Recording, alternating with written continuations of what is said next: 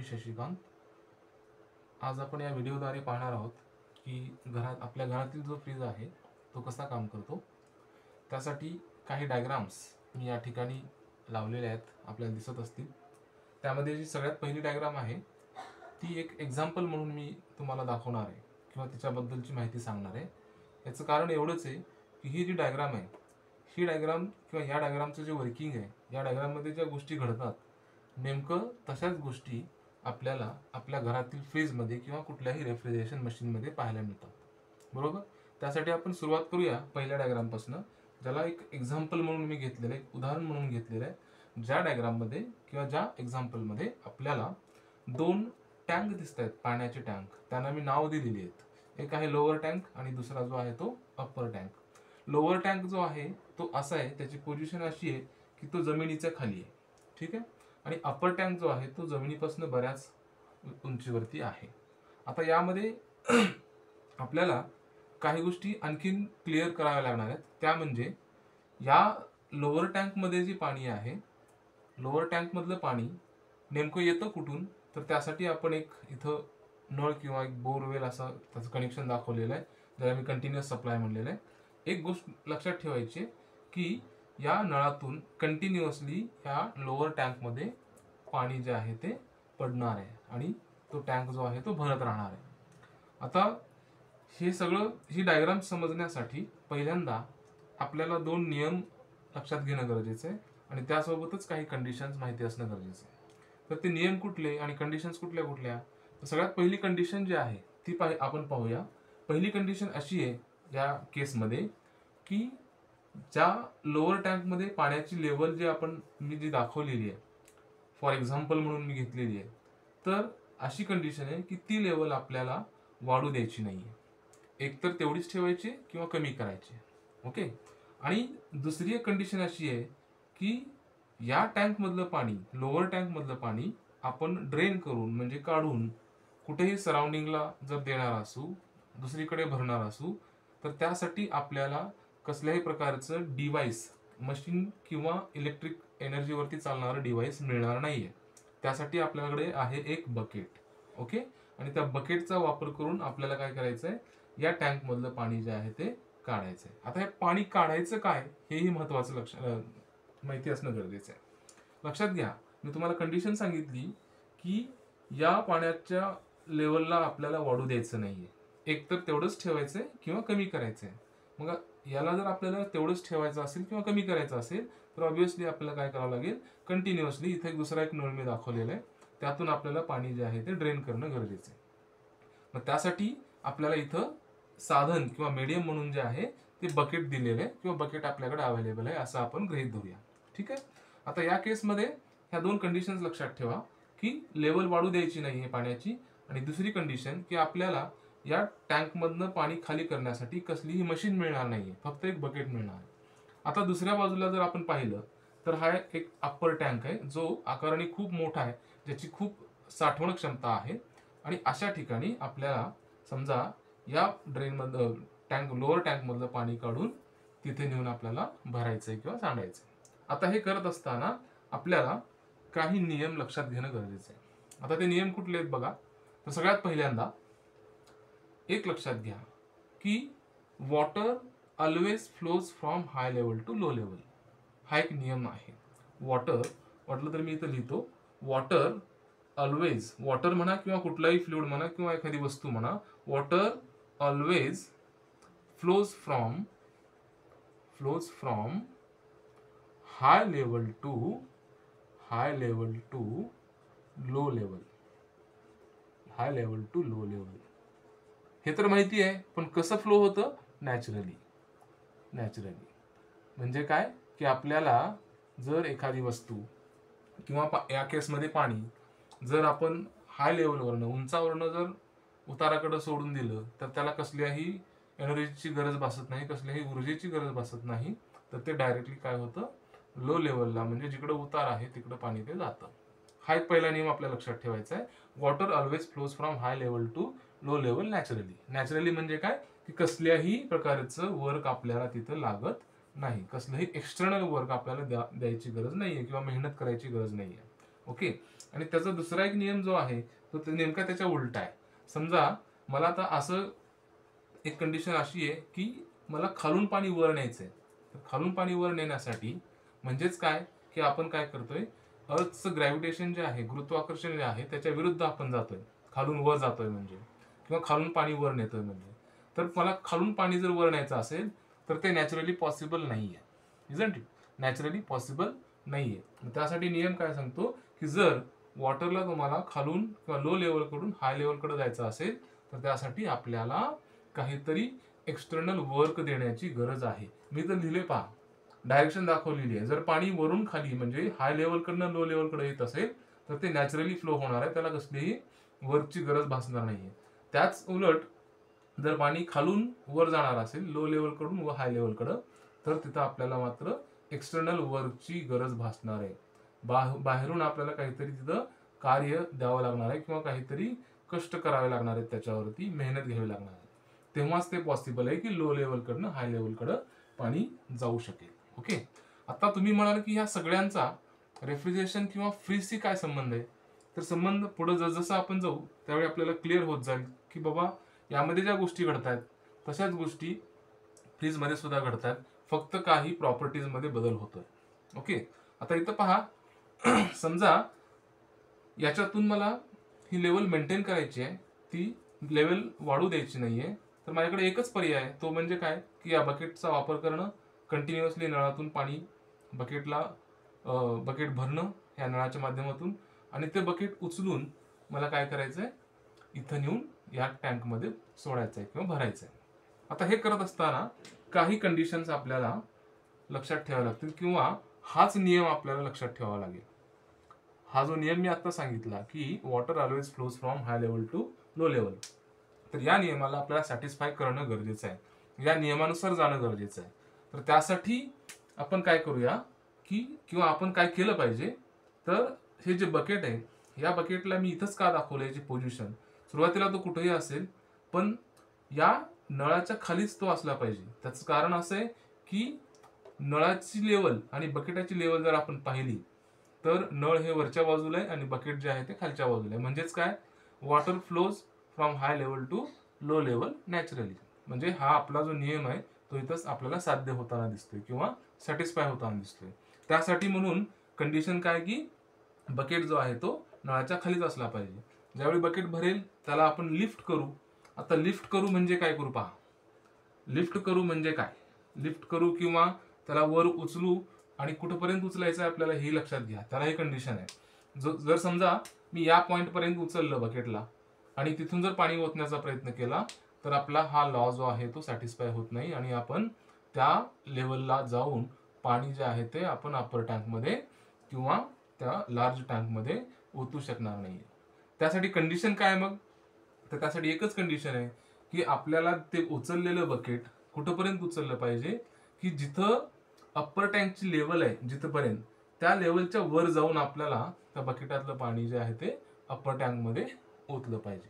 तेव्हाच परत हा लॉ जो आहे, नॅचरल लॉ जो आहे कोणता की water always flows from high level to low level, म्हणजे चढ जिकडं आहे किंवा जिकडे जास्त उंची आहे तिकडून कमी उंचीकडे पाणी जे आहे ते वाहतं नैसर्गिकरित्या, त्याला कसल्याही वर्कची गरज लागत नाही. आता तुम्ही म्हणाल की इथं ठीक आहे, नळातून या बकेटामध्ये पाणी बकेट भरत असताना नॅचरली आलं, लॉ सॅटिस्फाय झाला, या बकेटातून आपण त्याला टिल्ट करून या टँकमध्ये पाणी भरलं किंवा पाणी ओतलं, इथंही नॅचरल लॉ फुलफिल झाला. पण व्हॉट्स अबाउट द लिफ्टिंग, मी लिफ्ट हा शब्द इथं का लिहिलोय हा फार महत्वाचा आहे पहा. लिफ्ट म्हणजे काय की आपण या बकेटाला लो लेवल कडनं हाय लेवल कडे घेऊन जातोय. आणि ज्यावेळी आता मी दुसरा जो नियम सांगितला होता की एखादी वस्तू किंवा समजा वॉटरच असेल, आपण लो लेवल कडनं हाय लेवल कडे जर त्याला फ्लो करण्याचा प्रयत्न केला तर आपल्याला लागतं एक्सटर्नल वर्क. वर्क म्हणजेच काय, एनर्जी. आपल्याला लागतं एक्सटर्नल वर्क, वर्क म्हणजेच वर्क एनर्जी. ओके. किंवा बाहेरून आपण काहीतरी त्याच्यावरती कार्य केलं पाहिजे, तेव्हाच ते पॉसिबल आहे की हे बकेट वरपर्यंत जाईल आणि तिथून आपण पाणी ओतू शकतो. एवढं जरी आपल्या क्लिअर आलं, लक्षात आलं असेल तरी आपल्याला रेफ्रिजरेशन सिस्टम किंवा आपल्या घरातला जो फ्रीज आहे तो कसा काम करतो हे समजून जाईल. ओके, आता वळूया आपण आपल्या या दुसऱ्या डायग्राम्सकडे. ज्या उरलेल्या डायग्राम्स आहेत त्यांचा इथे काय संबंध आहे, किंवा यांचा आपसामध्ये काय काय संबंध येतो, कसं कसं त्यांचे सिमिलॅरिटीज आहेत ते आपल्या, किंवा अॅनालॉजी ज्याला आपण म्हणतो, ते कसं दिसतं हे आपण आता या पुढच्या डायग्रामच्या माध्यमातून पाहूया. त्यासाठी पहिल्यांदा आपल्याला आपल्या घरातला जो फ्रीज आहे किंवा कुठल्याही रेफ्रिजरेशन मशीन जो आहे त्याचं फंक्शन काय किंवा त्याचं पर्पज काय, आपण कशासाठी वापरतो हे माहिती असणं गरजेचं आहे. त्यासाठी म्हणून मी इथं एक स्क्वेअर काढलाय बघा, आणि हा स्क्वेअर याला नाव दिले स्पेस, मोकळी जागा किंवा एक पर्टिक्युलर स्पेस, जे विशिष्ट मोकळी जागा असेल स्पेस. आणि इथं दाखवलंय मी स्पेसचं टेम्परेचर दाखवलंय 10 डिग्री सेल्सिअस, आणि स्पेसच्या बाहेर जे आहे त्याला आपण म्हणूया सराउंडिंग. ओके, त्याला म्हणूया सराउंडिंग, सभोवतालचा परिसर, आणि त्याचं टेम्परेचर मी दाखवलंय 30 डिग्री सेल्सिअस. आता समजा फ्रीजचा संबंध इथे कसा आला किंवा या डायग्रामशी काय संबंध आला हे कसं आपल्याला क्लिअर होतं इथं पहा. तर स्पेस जो आहे, या स्पेसचं टेम्परेचर समजा मला एका पर्टिक्युलर लेवलला मेंटेन करायचं आहे, एक व्हॅल्यू जी आहे ती, आणि ती व्हॅल्यू कशी आहे बघा, 10 डिग्री सेल्सिअस स्पेसचं टेम्परेचर आहे, आणि 30 कोणाचं आहे, सराउंडिंगचं. म्हणजे सराउंडिंगच्या खाली टेम्परेचर मला काय करायचं, या स्पेसचं मेंटेन करायचं आहे. म्हणजेच काय की एखाद्या स्पेसचं किंवा एखाद्या कंपार्टमेंटचं, एखाद्या जागेचं, एखाद्या मासचं जर टेम्परेचर मला त्याच्या सभोवताली असलेल्या टेम्परेचरपेक्षा कमी टेम्परेचरला मेंटेन करायचं असेल, ठेवायचं असेल, तर मला काय करावं लागेल, हा सगळ्यात पहिला प्रश्न आहे.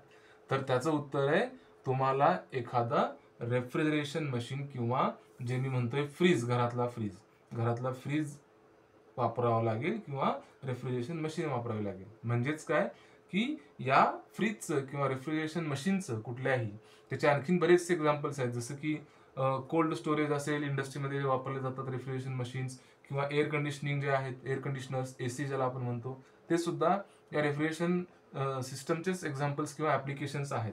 तर हे सगळे जे आहेत ते काय काम करतात, तर त्यांचं काम एवढंच आहे की सभोवतालचं जे टेम्परेचर आहे त्या टेम्परेचरपेक्षा एखाद्या पर्टिक्युलर स्पेसचं, जिथं आपल्याला पाहिजे त्या स्पेसचं टेम्परेचर मेंटेन करणं, हे या सर्व मशीन्सचं काम आहे.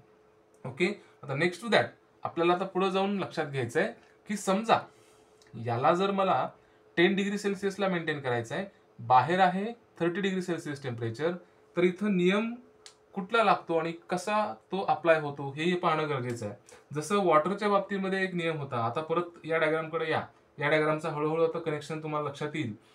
या डायग्राम मध्ये किंवा या एक्झाम्पल मध्ये मी तुम्हाला सांगितलं होतं की वॉटर जर हाय लेवलकडनं लो लेवलकडे जात असेल तर ते नॅचरली जातं, त्याला कसल्याही प्रकारचे वर्क करण्याची गरज लागत नाही. आता या केसमध्ये जर आपण पाहिलं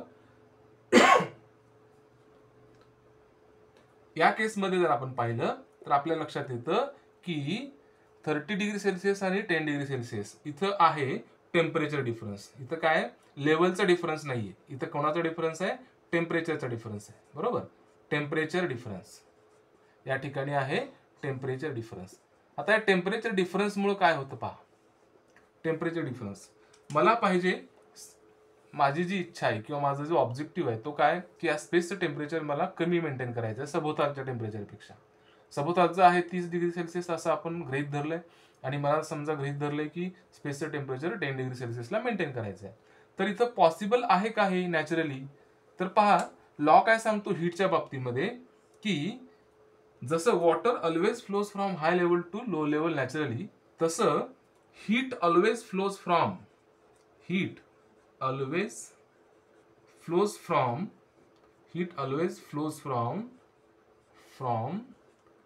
हाय temperature to low temperature.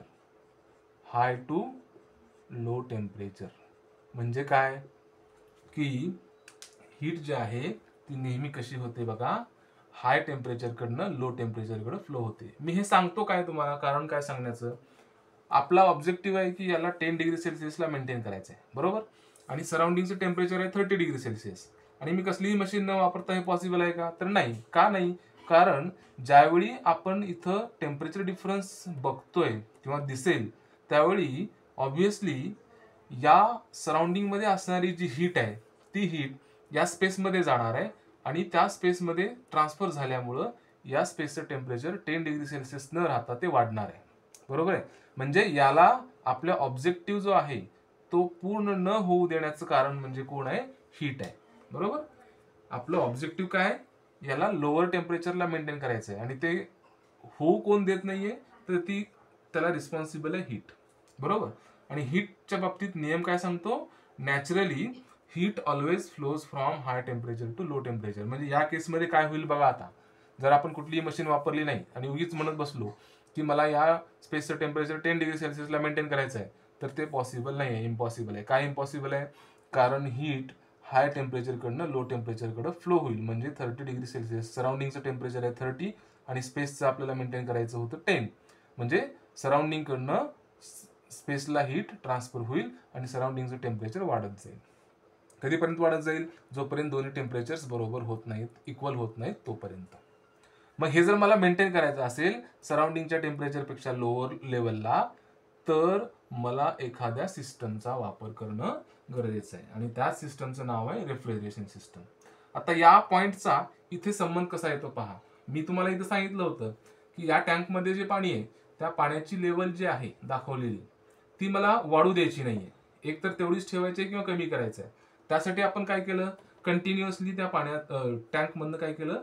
Water जे आहे, पाणी जे आहे ते आपण कंटिन्युअसली ड्रेन केलं, काढून घेतलं कुठल्या तरी एका माध्यमाने आणि मग ते परत दुसरीकडे ट्रान्सफर केलं.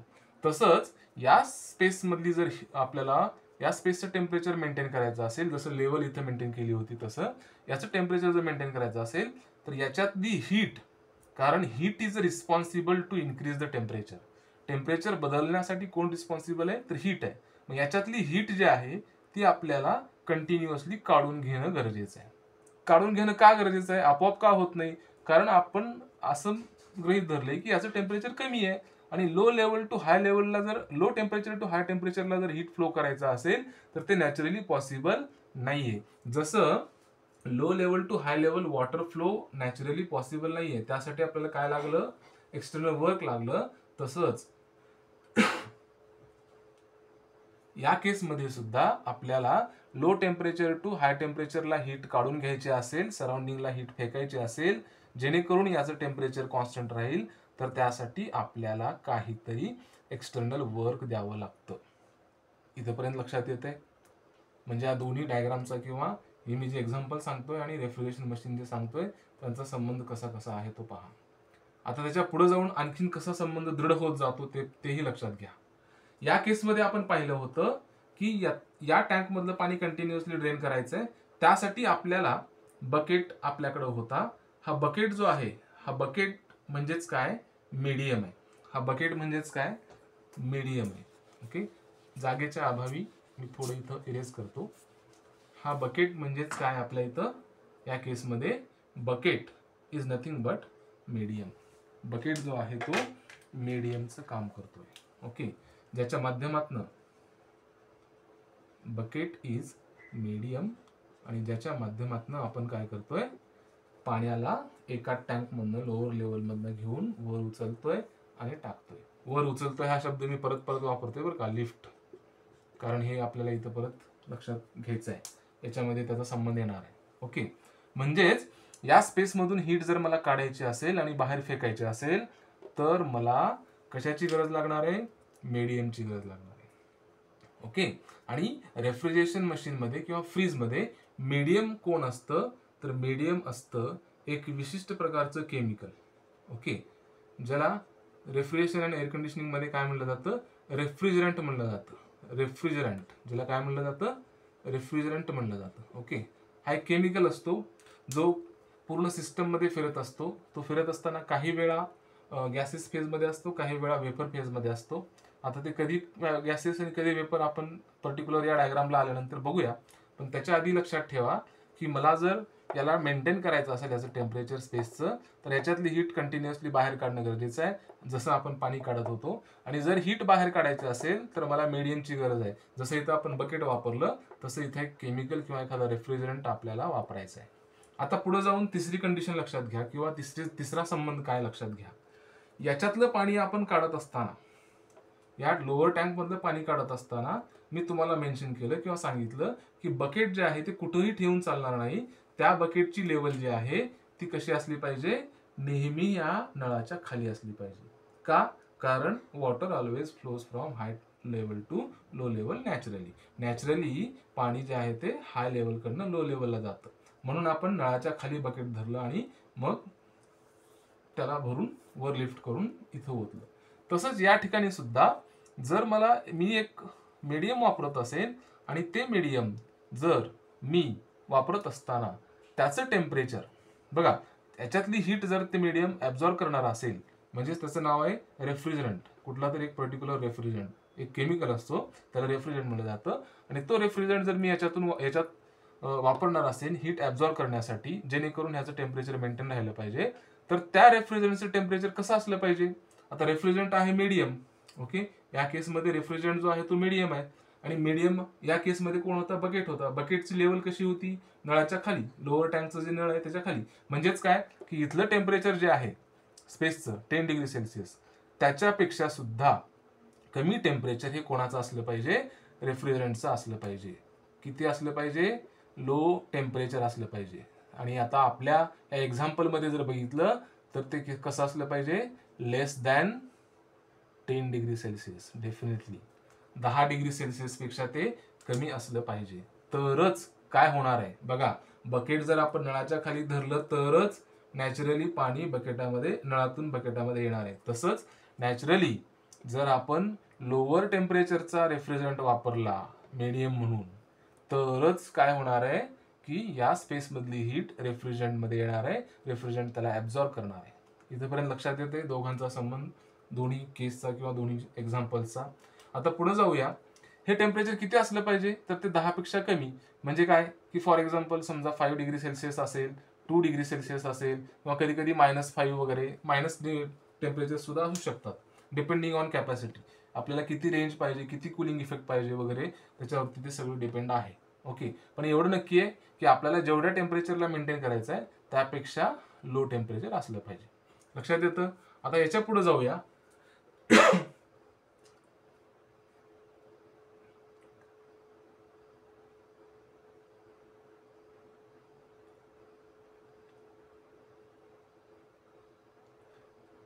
ओके, आता याच्या पुढे आपल्या लक्षात असं आलं की आपण रेफ्रिजरंट वापरला लोअर टेम्परेचरचा, ज्याचं टेम्परेचर 10 पेक्षा कमी आहे, आणि मग त्याच्यातून हीट ऍब्झॉर्ब केली. मग आता ती हीट जी आहे ऍब्झॉर्ब केलेली आपल्याला टाकायची कुठे आहे? फेकायची कुठे आहे? या स्पेसमध्ये फेकली तर म्हणजे काय, पाणी या बकेटात घेतलं आणि याच टँकमध्ये टाकलं तर याची लेवल जी आहे ते मेंटेन राहणार आहे का? नाही राहणार, बरोबर. त्यासाठी मग काय केलं पाहिजे आपल्याला? याच्यात सुद्धा तीच कंडिशन लागू होते. या स्पेस मधली हीट जर आपण ऍब्झॉर्ब केली तर ती इथंच आपल्याला सोडता येणार नाही, रिजेक्ट करता येणार नाही, तिला सराउंडिंगला किंवा बाहेर फेकणं गरजेचं आहे.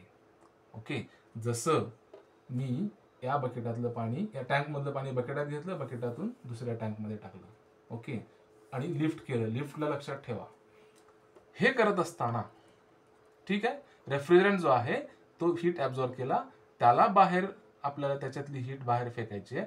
का फेकायची आहे हा एक प्रश्न महत्वाचा आहे. बघा, मी तुम्हाला आणखीन एक गोष्ट सांगायची राहिली की इथं बकेट आपल्याकडे एकच आहे बरं का. या केसमध्ये बकेट आपल्याकडे एकच आहे, त्याच बकेटाला परत परत वापरायचं आहे.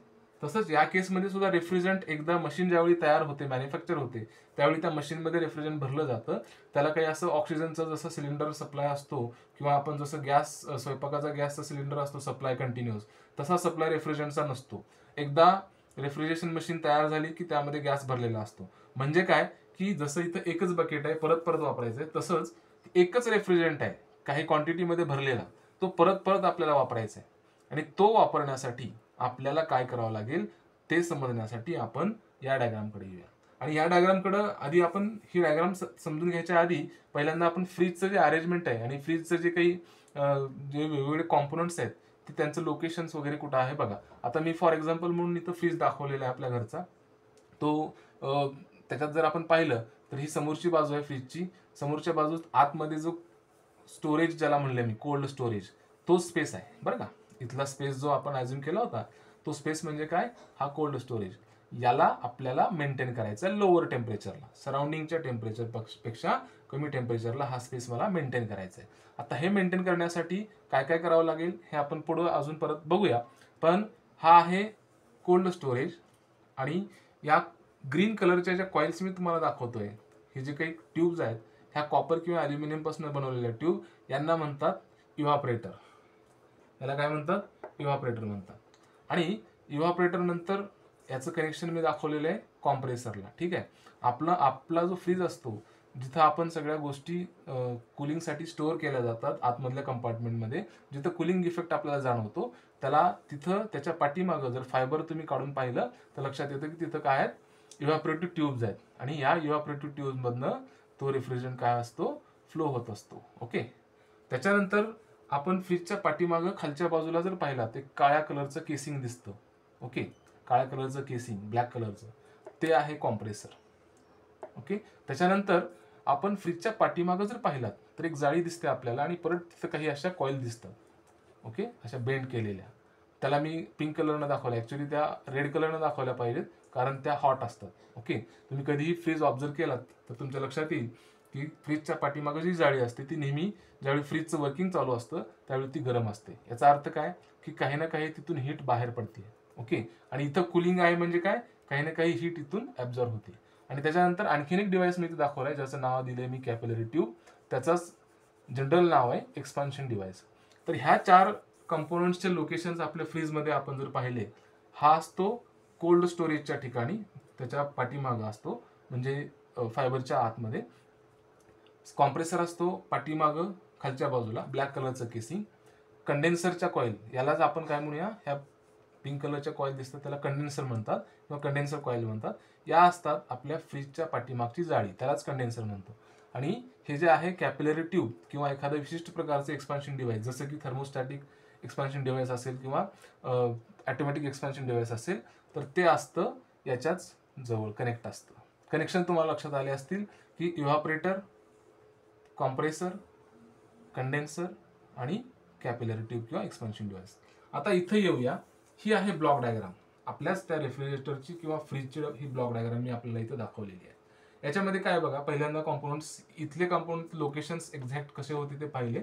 आता ब्लॉक डायग्राम मध्ये कुठं कुठं आहेत बघूया. हा आहे इव्हापरेटर, आहे कॉम्प्रेसर, हा कंडेन्सर आणि हा एक्सपान्शन डिव्हाइस. ओके. तर आता हे जे एक्झाम्पल मी तुम्हाला दाखवलं याचे बरेचसे साधन मी तुम्हाला याच्यात दिसले, या स्पेसमध्ये तुम्हाला मी एक्सप्लेन केले. आता इथं सुद्धा ते तुम्हाला दिसतील. ठीक आहे. आता सुरुवात आपण समजा इव्हापरेटर पासून केली. इव्हापरेटरचं लोकेशन आपल्याला माहिती आहे कुठे आहे? ज्या ठिकाणी कुलिंग करायचं आहे, ज्या ठिकाणची हीट आपल्याला ॲब्झॉर्ब करायची आहे त्या ठिकाणी इव्हापरेटिव्ह ट्यूब्स आहेत, इव्हापरेटरचे ट्यूब्स आहेत. म्हणजेच काय, इथलं टेम्परेचर जे आहे ते कसं असणार आहे? लो असणार आहे. ठीक आहे. आणि लो टेम्परेचर आहे. आणि कंडेन्सर कॉइल्स ज्या आहेत इथे मी दाखवलेले आहेत वरच्या बाजूला, जसं की अप्पर टँक आपण दाखवला होता. तर कंडेन्सर कॉइल्स आपल्या ऍक्च्युअल फ्रीजमध्ये कुठं असतात? पाठीमागं असतात आणि ज्या नेहमी गरम असतात, हॉट असतात. म्हणजेच काय, TC, ज्याला आपण हाय टेम्परेचर म्हणूया. इथलं टेम्परेचर जे आहे ते कसं आहे? हाय टेम्परेचर आहे. आता एक्झॅक्टली जर आपण पाहिलं, आपल्या या स्पेसचा जर एक्झाम्पल घेतला तर मला टेम्परेचर पाहिजे होतं 10 डिग्री सेल्सिअस, बरोबर. सराउंडिंगचं टेम्परेचर आहे 30 डिग्री सेल्सिअस, 30 डिग्री सेल्सिअस.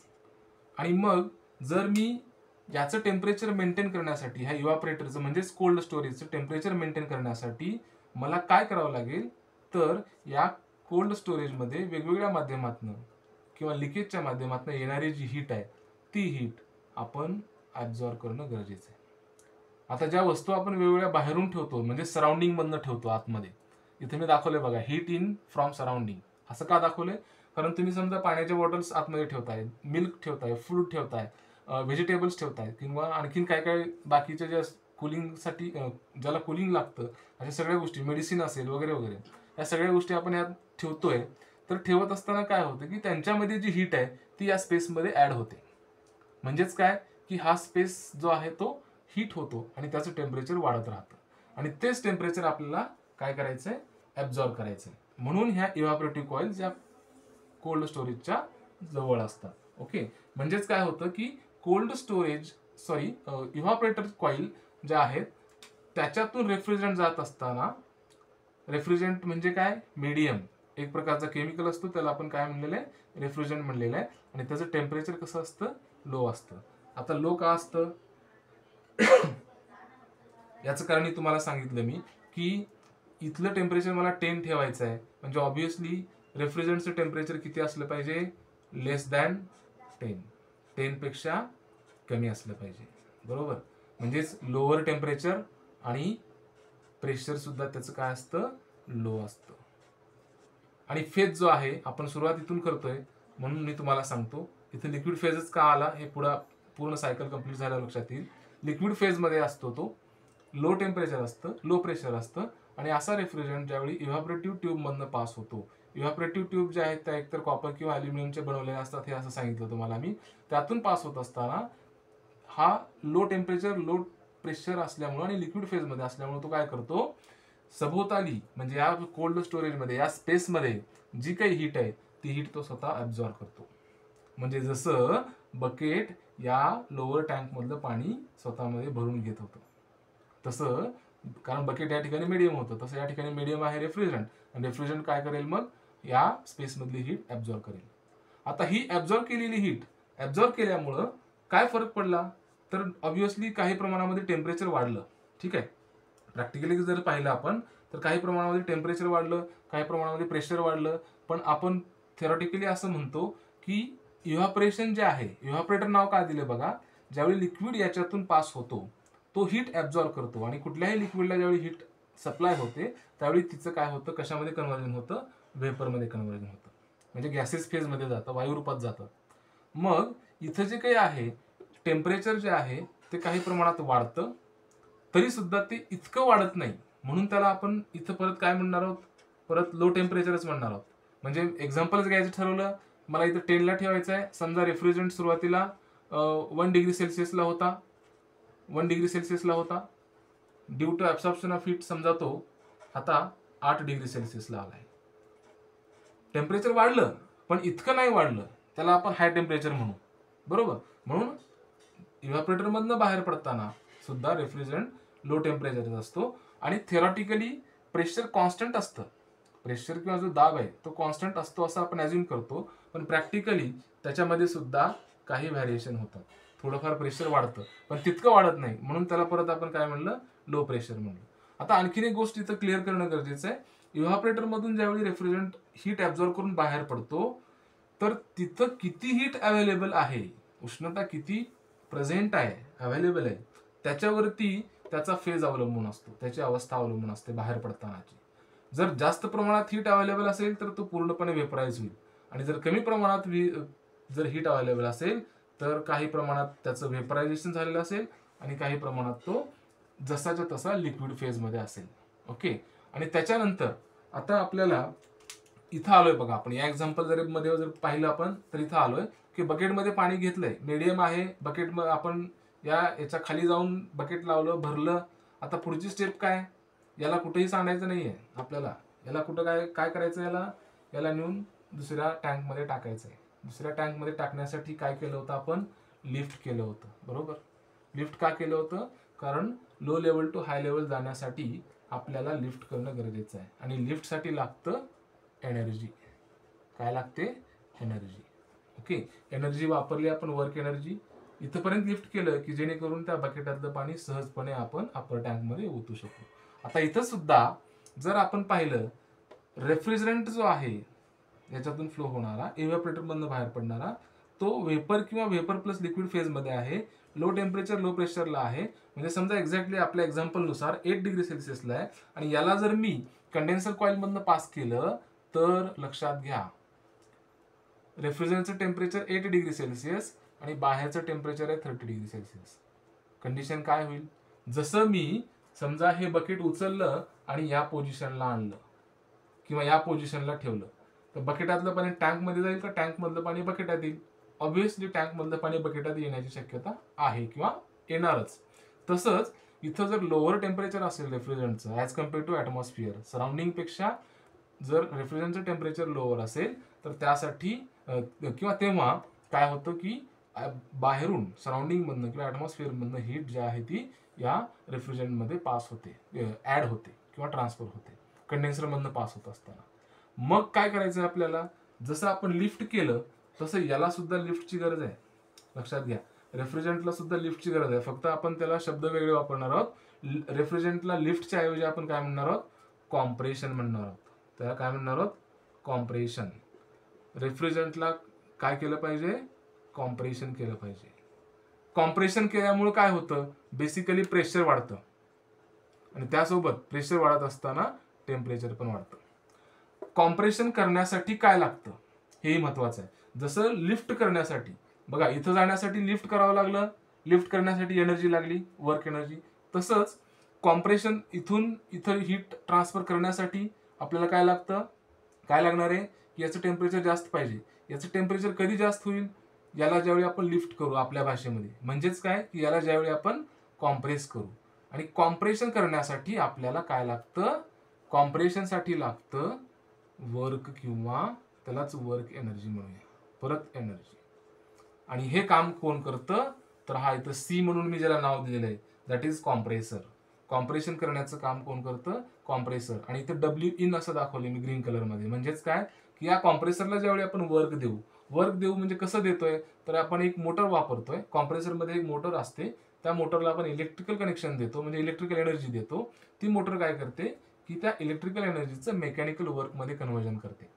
आणि त्या कॉम्प्रेसरने किंवा कॉम्प्रेसरच्या माध्यमातून आपण या रेफ्रिजरंटला काय करतो, त्याचं टेम्परेचर आणि प्रेशर दोन्हीही वाढवतो.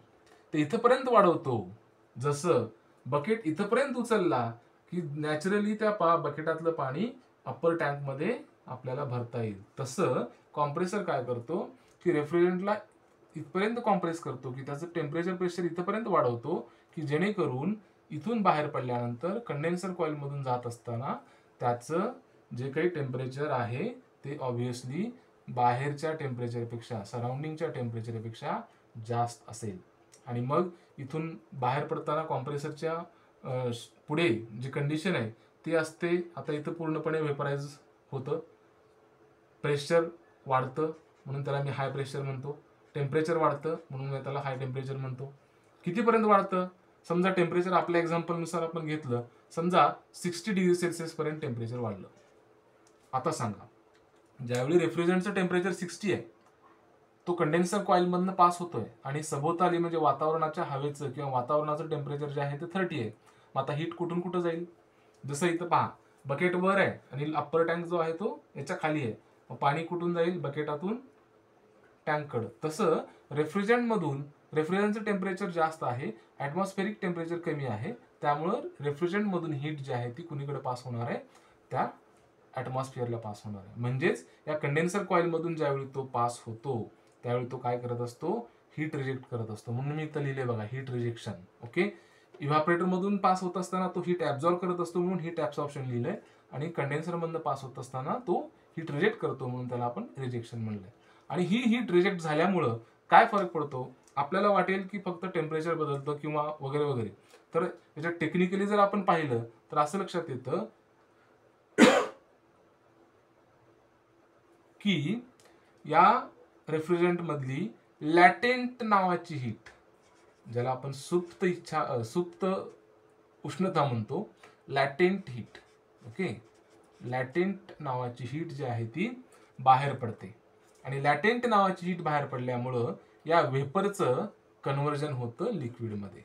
बघा, लक्षात येत आहे, कंडेन्सेशनचा अर्थच तो आहे की व्हेपरचं लिक्विडमध्ये कन्व्हर्जन करणं. जसं इव्हापरेशन म्हणजे काय, लिक्विडचं व्हेपरमध्ये कन्व्हर्जन, तसं कंडेन्सेशन म्हणजे व्हेपरचं लिक्विडमध्ये कन्व्हर्जन. लॅटेंट हीट बाहेर पडल्यामुळं ऍटमॉस्फिअरला ट्रान्सफर झाल्यामुळं त्याचं लिक्विडमध्ये कन्व्हर्जन होतं आणि त्याचं प्रेशर टेम्परेचर थेरॉटिकली आपण काय करतोय बघा, कॉन्स्टंट आहे असं मानतोय. ओके, पण प्रॅक्टिकली थोडंफार टेम्परेचर प्रेशर जे आहे ते हीट रिजेक्ट झाल्यामुळं डिक्रीज होतं, पण तरी सुद्धा आपण काय म्हणतोय की त्याला कॉन्स्टंट हीट रिजेक्शन प्रोसेस म्हणतोय. या प्रोसेसला म्हणजे कॉन्स्टंट टेम्परेचर आणि कॉन्स्टंट प्रेशर हीट रिजेक्शन, म्हणजे टेम्परेचर आणि प्रेशर न बदलता फक्त फेज बदलतो याचा हीट रिजेक्ट झाल्यामुळं. तर त्याच्यामुळं आपण इथं परत कंडेन्सरच्या बाहेर किंवा आउटलेटला असंच लिहू आपण परत, हाय प्रेशर आणि हाय टेम्परेचर. ओके, आता पहा, लिक्विड जे आहे रेफ्रिजरंट लिक्विड, ते आपण डायरेक्टली इव्हापरेटरला देऊ का किंवा देता येईल का. परत या एक्झाम्पल मध्ये या, इथं आपण बकेट रिकामं केलं, बरोबर. मग आता या बकेट रिकामं केल्यानंतर परत या बकेटला आपल्याला काय करायचं आहे, सेकंड टाइम वापरायचं आहे याच्यातून पाणी भरण्यासाठी किंवा काढून घेण्यासाठी. मग आहे तिथंच ठेवून त्याला आपण जर या टँक मधलं पाणी मी भरेन म्हणलं तर पॉसिबल आहे का, ऑब्व्हियसली नॉट, नॅचरली पॉसिबल नाही आहे, त्याला परत वर्क लागेल. मग काय करावं लागेल, या बकेटाला आपल्याला खाली आणावं लागेल, लोअर डाऊन करावं लागेल. तसंच इथं लिक्विड फेज मिळाला आपल्याला रेफ्रिजरंटचा, पण त्याचं प्रेशर आणि टेम्परेचर कसं आहे, सध्या हाय प्रेशर आणि हाय टेम्परेचर आहे. म्हणून त्यासाठी काय केलं जातं की एक्सपान्शन नावाचा डिव्हाइस, एक्सपान्शन डिव्हाइस नावाचं एक जे डिव्हाइस असतं त्याचा वापर केला जातो. शक्यतो आपल्या घरातल्या जे फ्रीजमध्ये आहेत ते कॅपिलरी ट्यूब आढळतात, कारण त्या स्वस्त आणि त्यांचं कन्स्ट्रक्शन जे आहे ते सिम्पल असतं. म्हणून आता त्याच्याऐवजी मोठ्या कॅपॅसिटीच्या जे काही मशीन्स असतात रेफ्रिजरेशन मशीन्स, त्याच्यामध्ये automatic expansion valve, thermostatic expansion valve वगैरे वापरलं जातं. पण शक्यतो फ्रीजमध्ये किंवा आपल्या घरातला जो डोमेस्टिक रेफ्रिजरेटर असतो त्याच्यामध्ये कॅपिलरी ट्यूब वापरली जाते. तर ह्या एक्सपान्शन डिव्हाइसचं काम काय की लिक्विड फेज तर आहेच, त्याला तसंच ठेवेल तो, फक्त हाय प्रेशर आणि हाय टेम्परेचरचं लो टेम्परेचर लो प्रेशरमध्ये कन्व्हर्जन करेल, जेणेकरून आपल्याला परत तीच सायकल पुन्हा पुन्हा करायची. परत तो रेफ्रिजरंट लिक्विड फेजमध्ये लो प्रेशर लो टेम्परेचरला आतमध्ये येईल, हीट ॲब्झॉर्ब करेल, कॉम्प्रेशन होईल, कंडेन्सेशन होईल, परत एक्सपान्शन होईल. म्हणजे हे जे काही सायकल आहे ती कंटिन्युअसली चालणार आहे. जसं आपण इथं याच्या खाली जाणार, बकेट भरणार, लिफ्ट करणार, त्याच्या वर जाणार, इथं पाणी ओतणार, परत इथून त्या बकेटला खाली आणणार, परत पाणी भरणार, परत तीच प्रोसेस जी आहे ती सायकल जी आहे ती कंटिन्युअसली करणार. त्या पद्धतीनंच इथं सुद्धा होणार आहे. ओके, आता हे टेम्परेचर आणि प्रेशर डिक्रीज कसं होतं थोडक्यात सांगतो जाता आता. कॅपिलरी ट्यूब जे आहे, आता कॅपिलरी ट्यूबच्या बाबतीत सांगतो फक्त. कॅपिलरी ट्यूब म्हणजे काय की आता ह्या कंडेन्सर कॉईल आणि इव्हॅपोरेटिव्ह कॉईल जर आपण पाहिल्या, आपल्या फ्रीजमध्ये सुद्धा आपण पाहू शकतो कंडेन्सर कॉईल वगैरे, यांचा डायमीटर जास्त असतो या ट्यूबचा डायमीटर. आणि कॅपिलरी ट्यूब जी आहे अशी स्प्रिंग सारखी दिसते, तुम्हाला कुठे दिसली तर त्याच्यामध्ये पहा. तर ही कॅपिलरी ट्यूब जी आहे तिचा डायमीटर जो आहे तो कमी असतो. मग आता समजा एखादं फ्लूइड या पाईपमधनं फ्लो होतोय आणि सडनली काय झालं की सडनली डायमीटर कमी झाला लाईक दिस. असं जर झालं म्हणजे इथं तसंच होते पहा. कंडेन्सरचं ट्यूबचा डायमीटर जो आहे तो जास्त आहे. कंडेन्सरमधनं तो रेफ्रिजरंट कुठे जाणार आहे, कॅपिलरी ट्यूबला, आणि कॅपिलरी ट्यूबचा डायमीटर जो आहे तो कसा आहे, कमी आहे. सडनली ज्यावेळी एखादा फ्लुइड मोठ्या पॅसेजमधनं किंवा जास्त डायमीटरच्या ट्यूबमधनं कमी डायमीटरच्या ट्यूबमधून पास होतो, त्याला इथं रेजिस्टन्स अपोज होतो त्याच्या फ्लोला, रेजिस्टन्स किंवा फ्रिक्शन. आणि त्याच्यामुळं त्या फ्रिक्शनमुळं त्या रेजिस्टन्समुळं त्याचं टेम्परेचर आणि प्रेशर जे आहे ते काय होतं, ड्रॉप होतं. म्हणून ते रेफ्रिजरंट एक्सपान्शन डिव्हाइसच्या नंतर किंवा त्याच्यातून बाहेर आल्यानंतर ते लो प्रेशर आणि लो टेम्परेचरला येतं आणि परत मग ती सायकल कंटिन्यू चालू राहते. इन दिस वे मी आशा करतो की हा एक्झाम्पल जे आहे आपण आत्तापर्यंत कुठे बघितला असाल नसाल, पण माझ्या मते तर हे एक्झाम्पल फार रेअर लोकांना माहिती असेल. ह्या एक्झाम्पलच्या माध्यमातून आपल्या घरातलं रेफ्रिजरेशन मशीन किंवा फ्रीज किंवा टोटल पूर्ण रेफ्रिजरेशन सिस्टम कशी काम करते हे तुमच्या सर्वांच्या लक्षात आले असेल. व्हिडिओ जर तुम्हाला आवडला तर लाईक करा आणि चॅनलला सबस्क्राईब करा. थँक्यू.